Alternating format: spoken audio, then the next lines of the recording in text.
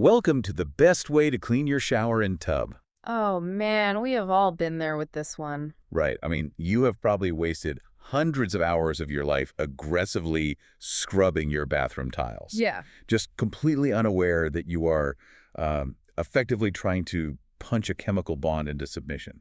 Punching chemistry. I like that. It's so true, though. It is. You stare down this grimy bathtub, you grab whatever brightly colored bottle is just, lurking under the sink. Usually something that smells like fake pine. Exactly, that aggressive artificial pine scent. Eh. And you spray frantically, and you just scrub until your shoulders ache. You are breathing in this cloud of mist. Today, we are stopping the physical labor. Thankfully. Yes, we are going to let physics and chemistry do the heavy lifting for you. We are talking directly to you, Heh. the person who is just absolutely exhausted by the grueling weekend chore of bathroom maintenance. And, who wants to transform it into a satisfying, almost effortless scientific process? Because it really can be. So, our mission for this deep dive is to unpack this incredible masterclass we sourced. It's from a professional cleaner. Brandon from the channel Clean That Up. Yeah, the guy has cleaned thousands of bathrooms. Thousands. And we are extracting the core principles of his entire process. We want to synthesize the absolute best takeaways so you can tackle even the filthiest grime with total confidence. It really requires a complete paradigm shift in how you view the space. When you reach that level of professional repetition, you are no longer just wiping down surfaces. You strip away all the marketing hype of commercial cleaning products. Right, because there's so much marketing. An unbelievable amount. But you strip that away and you get down to the absolute molecular realities of dirt removal. The philosophy here from Brandon is simple but really profound. He says if you understand the process and the underlying principles, you can pretty much clean anything. I love that approach so much. It takes this frustrating, totally opaque chore and turns it into a solvable equation. We aren't just learning how to make a tile wall shiny today. We are unpacking a universal philosophy of clean. A philosophy of clean, that's good. Right. So let's just physically step into the bathroom. Before we even think about spraying a chemical or picking up a brush, there is a physical preparation phase that I honestly usually skip this entirely. Most people do, yeah. You have to completely clear the canvas. That means removing the armada of shampoo bottles, the half-empty body washes, the loofahs, the razors. Everything has to exit the shower. Which sounds incredibly obvious, right? Yet it is the #1 failure point for most people starting this chore. Wait, really? The number one? Oh, absolutely. Because the temptation is just to leave the bottles in the corners and try to clean around them. Or sort of shuffle them from one side of the tub to the other, like a shell game. I am absolutely guilty of the shampoo bottle shell game. I just slide the whole cluster to the left, wipe the right side, slide them back. And that's exactly what you shouldn't do. Every single object you leave in that tub creates a blind spot. It traps water, it traps grime beneath it, and honestly, it severely limits your range of motion when you actually do need to apply mechanical force later on. Like when you're scrubbing. Right. You are essentially building an obstacle course for yourself inside the tub. That makes a lot of sense. You wouldn't try to paint a masterpiece on a canvas covered in loose leaves and dust. Exactly. Clear the canvas first. But it goes beyond just clearing the physical clutter. The next step in this prep phase is an initial, purely water-based rinse. Just grabbing a cup or using your handheld shower head to splash water over all the surfaces. Yeah, just water. Nothing else yet. And at first glance, I'll be honest, this felt like busy work to me. If I'm about to coat the whole shower in a heavy-duty cleaner, why do I need to rinse it with plain water first? Well, think of the loose hair, the surface dust, and all that superficial debris resting on your tub. Like, let's call it a front line of infantry shielding a castle wall. Okay, infantry in a castle wall. I'm with you. If you immediately spray your chemical cleaner onto a dry, dusty tub, the active ingredients in that cleaner are going to exhaust their chemical energy attacking the loose debris. Oh, I see. Yeah, they bond with the dust and the hair, totally neutralizing themselves. By the time that liquid reaches the actual castle wall, which is the hard water stains and the bonded soap scum underneath, it has basically lost its potency. Oh, wow. So you're basically wasting your expensive chemistry on the easy stuff. Precisely. You end up creating this unmanageable, muddy paste. Ugh, the hair mud. Yes. Wet hair and depleted chemicals, which you then have to physically push around the tub. By doing a rapid preliminary rinse, you just wash away all that unbonded superficial dirt. You strip away the infantry so your chemistry can directly attack the castle wall. You got it. It maximizes the efficiency of whatever product you use next. That makes perfect sense. I've definitely created that muddy paste before, and it is miserable to clean out of a sponge. It ruins the sponge, honestly. It totally does. Now, there is one final non-negotiable step to this tree game setup, and it's about manipulating the airflow. You have to open a window or turn on the bathroom exhaust fan. And the pro makes it clear this isn't just a polite suggestion, it's a safety requirement. Yeah, we are about to introduce active chemical compounds into a confined, notoriously unventilated space. Bathrooms are the worst for that. They are tiny boxes. Even relatively mild, common household cleaners off-gas volatile organic compounds, VOCs, as they react with organic matter. Right. Good ventilation ensures you aren't trapping those concentrated vapors right in your own breathing zone. You do not want to be inhaling that mist. So it's an immediate respiratory safety thing. Yes, but beyond safety, establishing a strong airflow right at the beginning of the process kickstarts an environmental shift in the room. You're starting a reduction in ambient humidity, Which is going to be super important later. It will become the absolute cornerstone of our long-term prevention strategy, yeah? But you want to start it now.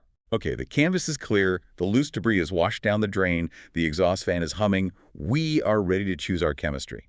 And what is so refreshing about this professional deep dive is that the optimal solutions don't require ordering obscure industrial solvents online. No, you don't need a hazmat suit or a special license. Right. There are two distinct paths here, starting with a surprisingly powerful DIY option. It's a very precise cocktail, actually. It's 1 cup of water, 1 cup of white vinegar, and exactly 1 teaspoon of dish soap.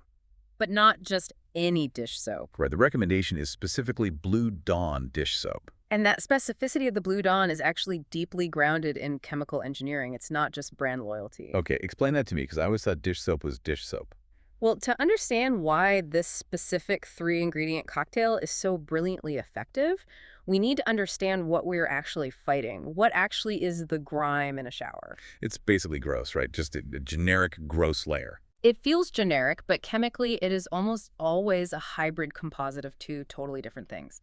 First, you have hard water stains. Tap water contains dissolved calcium and magnesium. Right. When the water evaporates off your shower wall, those minerals crystallize, forming a hard, alkaline crust. The chalky white stuff that makes glass doors look permanently foggy. Exactly. Now, because those mineral deposits are highly alkaline on the pH scale, their natural chemical adversary is an acid. Enter the white vinegar. Exactly. White vinegar is a mild acetic acid. When you apply acetic acid to calcium carbonate, which is the hard water stain, it triggers a chemical reaction. It breaks the calcium bonds, converting the hard crust into carbon dioxide gas, which is why you might see tiny bubbles, and a water-soluble acetate that you can easily just rinse away. That is so cool. So it's physically turning the rock into gas and a liquid. Yes. Furthermore, acetic acid is incredibly hostile to fungal growth. It penetrates the cellular structure of mold and mildew, which thrive in those damp corners of your tub, and neutralizes them at the root. Okay, so the vinegar is our acid-based mineral hunter and our mold killer. But if vinegar is doing all that heavy lifting, why do we need the dish soap? What is the soap adding to the equation? Because the mineral crust isn't the only enemy. I said it was a hybrid composite, right? Right, the second half. The second half of shower grime is soap scum. And soap scum is an incredibly stubborn matrix composed of the stearic acid from your actual bar soap mixed with the naturally occurring sebum, which is the fats and oils shed from your own skin. Gross, but fascinating. It is gross. And vinegar, being water-based, cannot effectively dissolve fats and oils. Oil and water repel each other. Ah, so the vinegar literally just bounces off the oily layer of the soap scum. Correct. It can't reach the minerals underneath if it's blocked by the body oil. This is where the dish soap enters the equation. Dish soap is highly concentrated with molecules called surfactants. Okay, surfactants. I've heard the word, but what does it actually do? Imagine a microscopic tadpole. Okay, a tadpole. The head of this tadpole loves water. It's hydrophilic. But the tail hates water and loves grease. It's lipophilic. When you apply the dish soap, millions of these lipophilic tails embed themselves deep into the oily, fatty matrix of the soap scum. And then what happens? They just hold on. They hold on and they form spherical structures called micelles around the oil molecules. They are essentially trapping the grease inside a tiny water-soluble shell. Oh, And as for why Blue Dawn specifically, over decades, its proprietary blend of petroleum-based surfactants has proven uniquely aggressive at lipid breakdown without relying on harsh caustic chemicals. it's the reason wildlife rescue organizations use it, right? To clean crude oil off seabirds after an oil spill. Exactly. If it can lift heavy crude oil from bird feathers without causing chemical burns to the animal, it can certainly dismantle the body oils on your shower wall safely. That is fascinating. So the vinegar breaks the mineral bonds, the Dawn dish soap micelle structures, the body oils, and the cup of water just dilutes the whole mixture so it doesn't leave a thick soapy residue of its own. It is a highly targeted, two-pronged chemical attack. It is a perfect chemical synergy. The soap cuts the fat, exposing the minerals underneath, and then the acid dissolves the minerals. That is incredible. But let's say you don't want to play chemist in your kitchen. You just want to grab a bottle at the store and go. Yeah. The professional store-bought alternative recommended in the masterclass is Barkeeper's Friend More Spray. Yes, the liquid spray version, not the powder. Right. And it's formulated to tackle that exact same hybrid of hard water and soap scum. What's critical to understand is that both of these options, the DIY acetic acid cocktail and the Barkeeper's Friend spray, represent what we call a Goldilocks approach to chemical application. Meaning they aren't too hot and aren't too cold. Exactly. They are chemically aggressive enough to actually fracture the molecular bonds of the buildup we just talked about, but they are gentle enough not to degrade the structural integrity of the tub itself. Because bathtubs are really expensive fixtures. Very expensive. They're often made of fiberglass coated in a delicate gel coat or acrylic or maybe porcelain enamel. You are trying to find the perfect midpoint of maximum efficacy against the dirt and maximum safety for the underlying material of the tub. Which brings us perfectly to the actual application phase. You have your Goldilocks cleaner in a spray bottle. The technique is to start at the very top of the shower surround and spray evenly, working your way down to the tub floor. Right, like gravity pull the liquid downward, pre-soaking the lower areas for you. But here is where we hit a massive psychological roadblock. Once the cleaner's on the wall, the golden rule of professional cleaning comes into play. And I have to admit, it's the hardest part for me. Oh, the waiting game.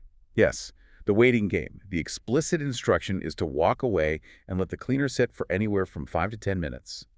And I struggle with this. You want to get right in there. The second I spray a surface, my brain tells me I need to grab a scrub brush and aggressively attack the wall. I just want to conquer the chore, If my heart rate isn't up, I feel like I'm not really cleaning. It's a very common feeling.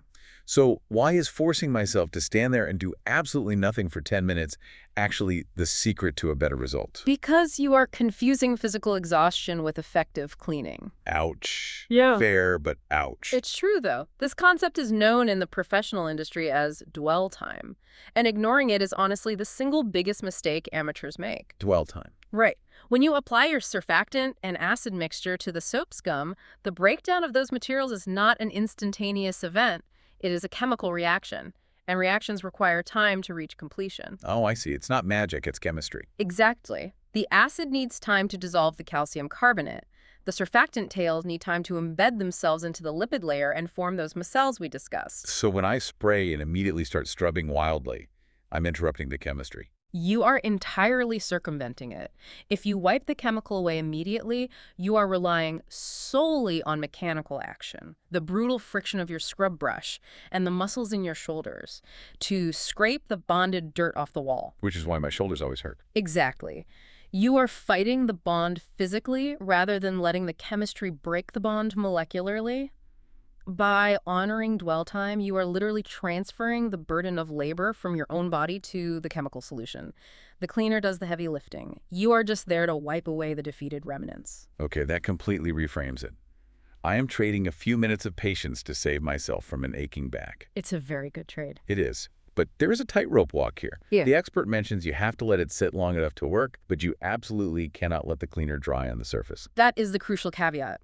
If the ambient temperature of your bathroom is high or your exhaust fan is particularly strong, 10 minutes might be too long. The cleaner will evaporate. And what happens if it evaporates? If it dries, it leaves behind its own chemical residue, and worse, it redeposits the very minerals and oils it just lifted from the surface. Oh, no. Yeah, Only now they are essentially baked back onto the wall in a new, chemically altered crust that is often harder to remove than the original stain. So you're making it worse. Much worse. The environment must remain wet and chemically active the entire time. So you have to stay vigilant. You can use that 5 to 10 minutes to wipe down the bathroom mirror or empty the trash or change the hand towels. Just keep an eye on the shower walls to ensure they stay glistening. If they start to dry out, maybe hit them with a tiny mist of water to reactivate it. Exactly. Keep it wet. Now, while we are on the topic of letting chemicals do the work, we really have to address a massive flashing red light warning from the source material. When people get frustrated with stubborn shower grime, they often go online looking for shortcuts. And there is a highly viral cleaning hack that our professional cleaner explicitly begs people to avoid. Yes. The toilet bowl cleaner hack. It is a pervasive trend on social media, and it is catastrophically destructive. We cannot emphasize this enough. Under no circumstances should you ever apply toilet bowl cleaner to a bathtub or a shower surround. Never. Not even if the stain is really, really bad. Never. I mean it. Yeah. To understand why this is so dangerous, we have to look at the severe disparity in material science between a toilet and a bathtub. Okay. Toilet bowl cleaners are industrial-grade formulations designed to tackle intense biological waste and heavy mineral calcification. To achieve this, they utilize highly concentrated, extremely aggressive acids, frequently hydrochloric acid. Hydrochloric acid. That sounds like something out of a high school chemistry lab nightmare. It is incredibly corrosive. Now, why can a toilet handle it? A toilet bowl is constructed from vitreous china, which is fired in a kiln at incredibly high temperatures. So it's super hard. It makes the china virtually non-porous and incredibly resilient to chemical burns. It can withstand a literal bath of hydrochloric acid without degrading. But your bathtub is not a toilet. No, it is not. A standard tub is likely made of molded fiberglass covered in a thin protective layer called a gel coat, or perhaps it's cast iron coated in an enamel glaze, or maybe just molded acrylic. None of these materials possess the chemical resistance of vitreous china. So what happens when you squirt that thick blue toilet gel all over a fiberglass tub? The professional cleaner mentioned he has seen this ruin countless tubs, causing permanent etching and streaking. But what is etching physically? Is it just a stain? It is much worse than a stain. A stain is material added on top of a surface. Etching is the permanent removal of the surface itself. Oh, wow. When the hydrochloric acid sits on the tub, it chemically attacks that protective gel coat or enamel. It literally eats away the smooth top layer, creating macroscopic craters, microscopic pits, and jagged valleys in the surface. It's dissolving the tub. Exactly. The immediate result is that the tub loses its glossy finish. It will look permanently cloudy, streaky, and dull because the smooth surface that used to reflect light evenly is now chemically scarred and scattering light in all directions. That is aesthetically ruined, which is bad enough. Yeah. But it gets worse, doesn't it? Because now the surface isn't smooth anymore. That is the ultimate irony of this whole hack. By using an extreme chemical shortcut to clean the tub today, you permanently condemn it to being filthy forever. Because of the pits? Right. An etched tub is now highly porous. All those microscopic pits and valleys act like perfectly designed traps for future dirt, body oils, and hard water minerals. The soap scum will anchor itself deep into those craters, making it essentially impossible to remove with normal cleaning methods. So you are basically permanently texturing your tub to hold on to grime. And the kicker here, which is just sobering, is that there is no magical polish or sealant that can fix an etched tub, right? None. Once that protective layer is chemically burned away, the only true fix is a full bathroom remodel. You have to rip the tub out and replace it. It is an incredibly expensive mistake born from a desire for a 10-minute shortcut. It really is. Which perfectly underscores the ultimate professional safety protocol. No matter what chemical you are using, even the gentle DIY vinegar mix or the barkeeper's friend we recommended, you always test it first. Always patch test. You find a tiny, inconspicuous corner near the bottom of the tub, you apply the cleaner, let it dwell, and wipe it away. You verify that there is no discoloration or adverse reaction before you coat the entire fixture. You do not gamble with thousands of dollars of plumbing fixtures. It is the defining trait of a professional. Verify compatibility before full application. Okay, crisis averted. We've avoided the toilet bowl cleaner trap. We've applied our safe Goldilocks chemistry. We've mastered our impatience and allowed 10 minutes of dwell time without letting the surface dry. The chemistry has done its job. Right, the chemical bonds of the soap scum are effectively shattered, but the sludge is still physically resting on the tub walls. How do we get it off? This brings us to the mechanical phase of the operation. Because the chemistry has already done the exhausting work of unbinding the dirt, the mechanical action we introduce now does not need to be aggressive. We do not need heavy abrasives. Right. The source specifically avoids things like steel wool or those harsh green scouring pads. For standard, everyday shower cleaning, the go-to tools are remarkably simple. A basic, soft-bristled hand brush or a sponge like a Scrub Daddy or Scrub Mommy. These tools provide enough friction to physically move the dissolved sludge without threatening the tub's surface. The recommendation of a Scrub Daddy is actually quite interesting from a materials science perspective. It is not a traditional cellulose sponge. It is made from a highly engineered polymer called polycaprolactone, which features a property called flex texture. Which means it changes based on temperature. This was one of my absolute favorite pro tips from the dive. If you are cleaning a particularly delicate surface, maybe an older acrylic tub where you are terrified of scratching it, you run the Scrub Daddy under warm water before you start. The heat alters the glass transition temperature of the polymer, softening the entire structure. It turns into an ultra-gentle, highly absorbent wiping tool.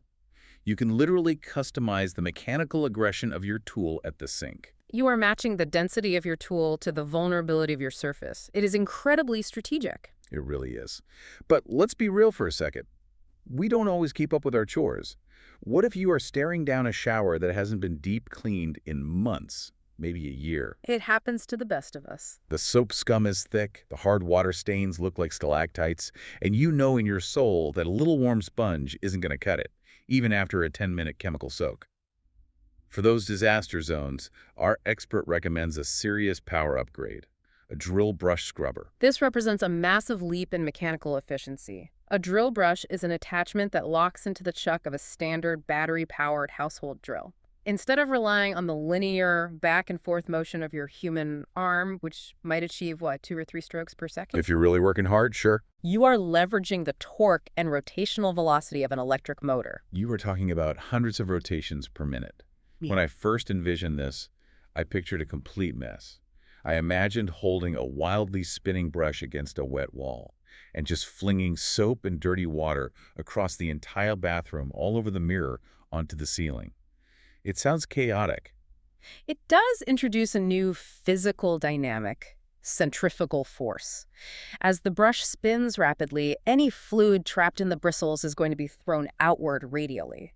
It requires a significant adjustment in spatial awareness and handling technique. The pro actually warns about this. It says when you first use it, it feels like trying to ride a wild horse. The drill wants to jump and kick across the tile, but he insists you just have to stick with it. Yeah, there's a learning curve. You learn to modulate the trigger speed, you learn the angles, and suddenly you are cutting a 30-minute scrubbing job down to 4 minutes. You are saving your shoulders from intense fatigue. However, introducing high-speed mechanical power amplifies the risk to the surface. And here is the critical caveat for the drill brush. You must be absolutely certain you are using a brush with soft bristles. Soft bristles only. Yes. Often, drill brushes are sold in multi-packs, color-coded by stiffness. They range from soft white brushes for upholstery to extremely stiff black brushes designed for degreasing concrete garage floors or brick patios. What happens if you grab the stiff patio brush by mistake and take it to your fiberglass tub at 1,000 RPMs? You will induce widespread microabrasions. Unlike the chemical etching from the toilet bowl cleaner, this is mechanical damage. The stiff plastic bristles act like a high-speed sander. They will carve thousands of microscopic invisible scratches across the entire gel coat of the tub. And we are back to the exact same problem. You build a finish and you create thousands of tiny valleys for future soap scum to anchor into. Precisely. You solve today's aesthetic problem by guaranteeing tomorrow's maintenance nightmare. The rule is simple. Soft bristles only. You let the rotational speed of the drill perform the extraction, never the hardness of the bristles. And regardless of whether you are using a warm sponge, a hand brush, or taming the wild horse of a drill brush, the physical strategy remains the same. You start at the top of the shower wall, and you systematically work your way down in sections. This utilizes the most reliable force available to us: gravity. Exactly. As you mechanically agitate the upper sections of the tile, the dissolved soap scum, the suspended hard water minerals, and the dirty chemical slurry will naturally flow downward. This flow essentially acts as a secondary pre-soak for the lower sections of the wall. If you do it the other way, if you start at the tub floor and work your way up to the shower head, You're constantly pushing dirty sludge up against gravity and then watching it drip right back down over the pristine tile you just spent 5 minutes scrubbing. You end up cleaning the exact same square foot of tile 3 different times. Working top-down is just about systemic efficiency. It saves so much time. It really does. Okay, so we've conquered the vertical surfaces. The walls are smooth, the glass is clear. But now we have to face the final boss of the bathtub, the floor. The textured base. The dreaded textured base. From an engineering perspective, I understand why it exists. It creates friction so we don't slip and fall while covered in soapy water. But from a cleaning perspective, it feels like a cruel joke. Yeah. It is a textural nightmare. The anti-slip surface is composed of thousands of microscopic peaks and valleys. When you stand on it, your weight forces your skin into those grooves, providing traction. But when the shower is over, those exact same valleys serve as perfect reservoirs for the fatty acids, body oils, and mineral deposits we've been discussing. And this is where my normal cleaning routine entirely falls apart. Huh. I can feel it under my feet when I step in. That subtle, gritty, almost sticky feeling on the soles of your feet. I spray my liquid cleaner on the floor, but it doesn't seem to do anything. The liquid just sort of pools up in the corners or washes over the tops of the little ridges without actually penetrating the grime stuck down in the texture. That is a failure of viscosity. Viscosity. Yes. A standard liquid spray cleaner has a very low viscosity. It is thin, watery, and highly susceptible to surface tension. It wants to seek the lowest point and flow away, meaning it rarely has the structural integrity to hold itself inside those microscopic valleys long enough to achieve proper dwell time. So what is the professional maneuver for this? How do we defeat the grid? We pivot our chemical delivery system. The professional recommendation is to abandon the liquid spray for the tub floor and switch to a cream-based product. Specifically, Barkeeper's Friend Soft Cleanser. Why does the cream format change the outcome so dramatically? It fundamentally solves the viscosity problem. The cream is dense and thick. When you apply it to the textured floor and agitate it slightly, that thick emulsion is physically forced deep down into the anti-slip grooves. And it just sits there. And crucially, because it is a dense cream, it stays there. It doesn't run toward the drain. It physically packs itself into the valleys, surrounding the trapped soap scum on all sides. This allows the active chemical agents, the oxalic acid and the microabrasives in the Barkeeper's Friend, to maintain direct, sustained contact with the bonded grime. So you smear this thick paste into the floor grid, maybe hit it with the drill brush to really pack it in, and then, say it with me, you let it dwell. You let it dwell. You walk away. The chemistry is finally trapped exactly where it needs to be. That is such a satisfying solution to a deeply annoying problem. It's all about keeping the chemistry where it belongs. But what if you move into a new house or an apartment, and the previous tenant completely abandoned their bathroom maintenance? You look at the tub, and the soap scum isn't just a hazy film. It has cured into a rigid geological formation. Oh, I've seen those. It is a thick, rock-hard crust fused to the walls. You know that even the Barkeeper's Friend cream and a drill brush are going to struggle against a millimeter-thick layer of calcified sludge.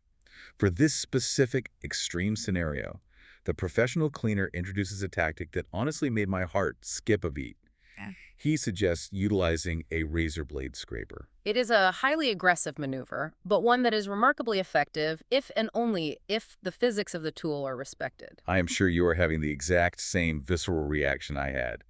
The thought of taking a sharp metal razor blade and dragging it across a smooth fiberglass or porcelain enamel tub sounds utterly terrifying. It sounds like a recipe for catastrophic damage. How does a steel blade not instantly scratch the living daylights out of the tub? The fear is entirely justified, and the professional cleaner acknowledges it immediately. To understand why this works, we have to look briefly at the Mohs scale of mineral hardness. Okay, the Mohs scale. This is a scientific scale that measures the ability of a harder material to scratch a softer material. Right, like how a diamond can scratch glass. Exactly. Porcelain enamel, which coats many older cast iron bathtubs, ranks very high on the Mohs scale, around a 7. It is basically glass. A standard carbon steel razor blade ranks around a 5 or 6. Therefore, physics dictates that the softer steel blade physically cannot scratch the harder porcelain enamel. Okay, wait, but earlier you said many modern tubs aren't porcelain. They're fiberglass or acrylic. Yeah. Where do those rank? That is the danger zone. Acrylic and fiberglass are plastics. They rank very low on the Mohs scale, usually around a 3 or 4. A steel razor blade absolutely can gouge and scratch a fiberglass or acrylic tub. So why is the pro suggesting we use a razor blade? Is he only talking about porcelain tubs? He suggests it for stubborn buildup, but he relies on a strict three-rule protocol that manipulates the physics of the interaction to make it safe even on softer surfaces. It is all about how the blade interacts with the surface, not just the hardness. Okay, we need to walk through these 3 rules very carefully because the margin for error here seems incredibly thin. Rule number 1. The surface must remain completely wet, soaked in cleaner at all times. This rule provides lubrication. If you drag dry steel across dry acrylic, the coefficient of friction is high and the blade will bite into the plastic. By heavily soaking the area with a soapy cleaner, you create a microscopic layer of fluid dynamics. You are essentially hydroplaning the razor blade. Hydroplaning, like a car on a wet road. Precisely like that. The water acts as a protective barrier, allowing the flat edge of the blade to glide smoothly over the tub's surface without establishing dry friction, while still allowing the sharp leading edge to catch the elevated, rigid soap scum. Okay, hydroplaning. I can visualize that. The liquid is a shield. Rule number 2. You must use a brand new, fresh, pristine blade right out of the wrapper. This is perhaps the most critical realization. When people accidentally scratch surfaces with a razor blade, it is almost never the actual sharp, continuous edge of the blade that does the damage. The damage is caused by microscopic imperfections. Imperfections like what? Well, if a blade is old, it develops tiny spots of rust along the edge. If it has been used for another project, it might have microscopic particles of grit or sand permanently bonded to the metal. So an old blade isn't a razor anymore. Exactly. An old blade with rust or grit is essentially a microscopic saw. When you drag that jagged, gritty edge across a tub, that grit acts like a diamond dragging across glass. It carves a canyon into the finish.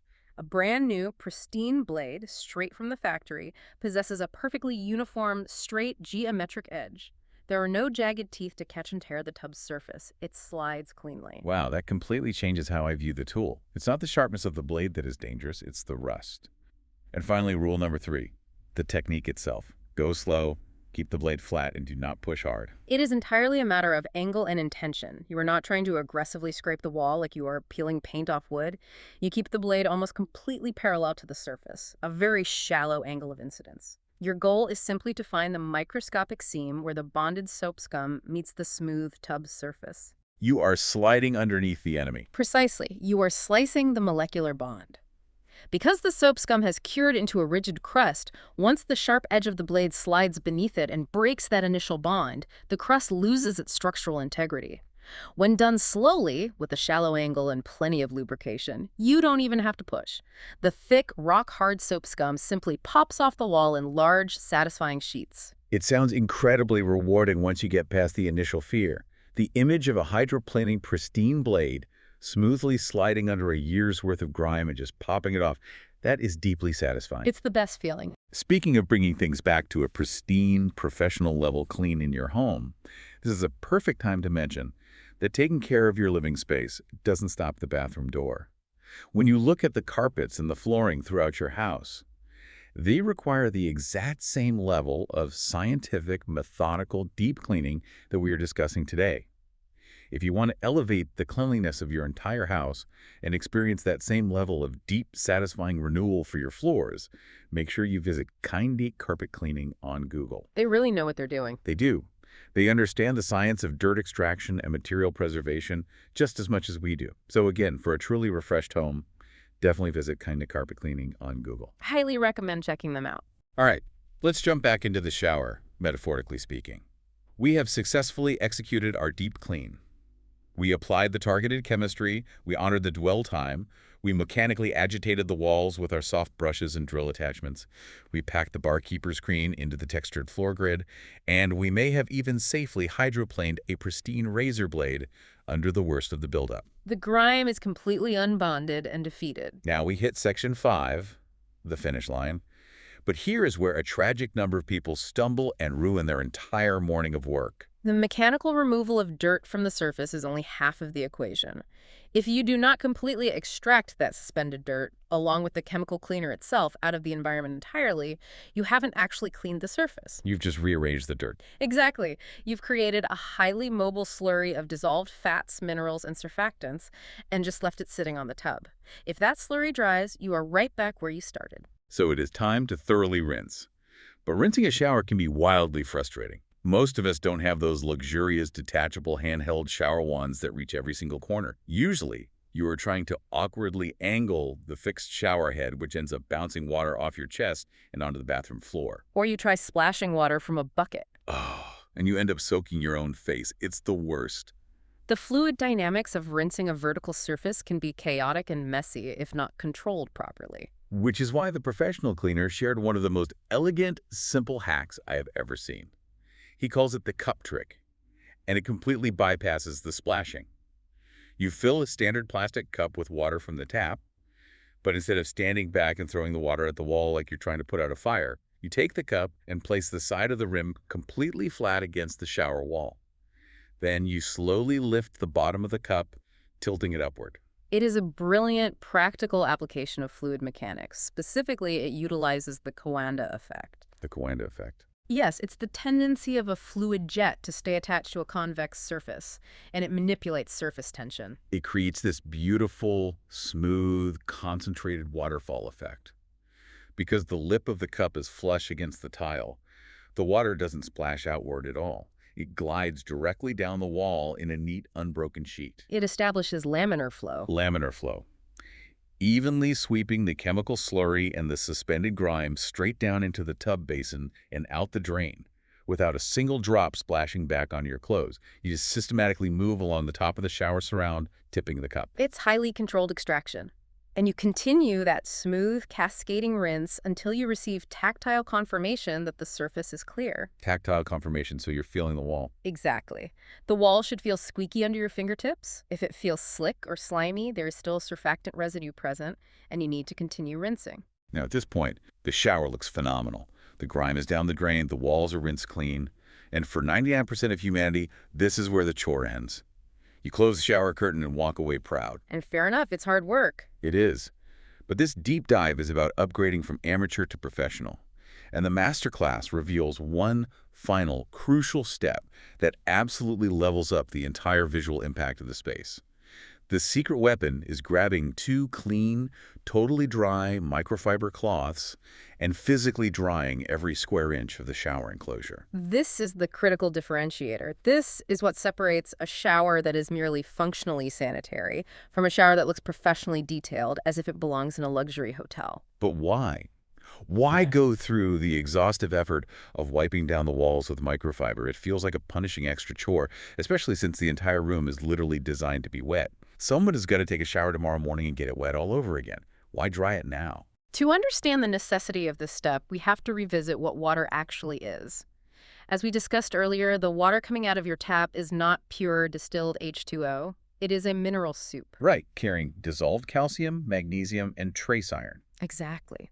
If you leave thousands of water droplets clinging to your newly scrubbed shower walls and glass doors to air dry, you are setting a trap. Because the water evaporates, but the minerals don't. You nailed it. The H2O turns into vapor and leaves the room, but the heavy mineral deposits are left behind, crystallized on the surface. They act as seed crystals. Sea crystals. Yes, meaning they provide a foundation for more minerals to attach to later. If you let the shower air dry, you are instantly creating the immediate beginnings of a brand new layer of hard water spots. You are planting the seeds of the very grime you just spent an hour removing. That is so frustrating to think about. By taking a dry microfiber cloth and wiping the surface completely dry, you are physically extracting those trace minerals from the environment before they have a chance to crystallize and bond. You are stopping the next cycle of dirt before it even begins. And the choice of microfiber is intentional. Right? You aren't just using an old cotton bath towel. Microfiber is an engineered textile. A single microfiber thread is split during the manufacturing process, creating microscopic asterisks. These split fibers create massive surface area and incredible capillary action. So it's not just absorbing, it's grabbing. They don't just push water around. They actively vacuum up microscopic moisture droplets and trap any lingering trace particles of dirt or chemical cleaner within the structure of the cloth itself. This ensures absolutely zero streaks are left behind on the tile or the glass. And there's one final, incredibly satisfying benefit to the microfiber wipe down. When you run that dry synthetic cloth over your metal hardware, the shower head, the temperature dial, the faucet spout, it acts as a buffing pad. It polishes the chrome or brushed nickel to a brilliant mirror-like shine. It removes all the water spots and provides that visual pop. It provides the aesthetic contrast. The gleaming metal against the clean tile is what signals to the human brain that an environment is truly immaculately clean. It's the equivalent of putting a clear coat and a wax on a freshly washed car. It seals the deal and makes the whole thing gleam. Okay, so now the shower is flawless. We've done the hard work, we've polished the chrome, we've dried the glass. But this brings us to the most important question of the day. A question that tackles the existential dread of cleaning head-on. Section 6, the long game. How do we prevent having to do this intense, multi-step, hour-long, deep clean again anytime soon? This is where we transition our mindset from the acute, aggressive treatment of a dirty space to the chronic, passive maintenance of a clean one. We are no longer cleaning. We are managing an environment. And our professional cleaner breaks this environmental management down into two very manageable categories. Daily micro habits and one weekly habit. Let's start with the daily habits, the post-shower routine. We are talking about an investment of maybe 30 to 45 seconds after you turn off the water, but it alters the entire trajectory of your bathroom's cleanliness. It really does. The first habit, after every single shower, before you grab your towel, you grab a squeegee and pull all the standing water off the walls and the glass doors, directing it down the drain. A simple, inexpensive squeegee is arguably the most powerful preventative tool you can own. Think about the microclimate you create every time you shower. A hot, steamy mess. You are introducing high heat, heavy moisture, and an abundance of organic material, body oils, shed skin cells, hair into a closed, small box. From a biological perspective, you are creating an optimal petri dish for mold, mildew, and bacterial growth. It's basically a tropical rainforest for fungus. Exactly. Fungal spores are omnipresent in the air. They are just waiting for the right conditions to bloom. Their primary requirement is sustained moisture. By taking 30 seconds to squeegee the water off the vertical surfaces immediately after showering, you are drastically reducing the total volume of standing moisture in that environment. You are actively depriving the mold of the water it needs to survive and reproduce. And it solves the mineral problem too, right? Correct. Just as wiping down the tub with microfiber prevented hard water spots after our deep clean, the squeegee acts as a daily mechanical sweep, pushing the mineral-heavy tap water down the drain before it can sit on the glass doors, evaporate, and form that hazy white calcium crust. You are physically removing the raw materials of grime every single day. It is a 30-second habit that saves you hours of agonizing scrubbing later. And the second daily habit pairs perfectly with the squeegee. As soon as you step out, you turn on the bathroom exhaust fan or you open a window and you leave it running for at least 20 minutes. This is the second half of environmental control. The squeegee removes the bulk standing water, but the ambient air is still saturated with humidity. Right, the air itself is wet. Mold and mildew cannot colonize in a dry, well-ventilated space with high air exchange rates. By forcing the humid air out and pulling drier air in, you rapidly accelerate the evaporation of any microscopic droplets left behind. You render the bathroom entirely uninhabitable for fungal growth. Okay, so squeegee the walls, run the fan, those are the daily micro habits. Then there is the weekly habit. Once a week, maybe on a Saturday morning, you grab that exact same DIY chemical cocktail we mixed up earlier, the 1 cup water, 1 cup white vinegar, and a teaspoon of Blue Dawn dish soap. You mist it lightly over the shower walls, and you just give it a very quick, effortless wipe down with a sponge, followed by a rinse. This is a strategic, preemptive strike against the formation of the lipid matrix. Soap scum does not appear overnight as a millimeter-thick crust. It builds up in microscopic successive layers. So it's sneaking up on us. During week 1, that accumulation is entirely invisible to the naked eye. By week 2, it might manifest as a slight tactile stickiness or a faint visual haze. By week 4, it is cured into a stubborn crust that requires a drill brush to remove. So you are attacking the invisible layer. Exactly.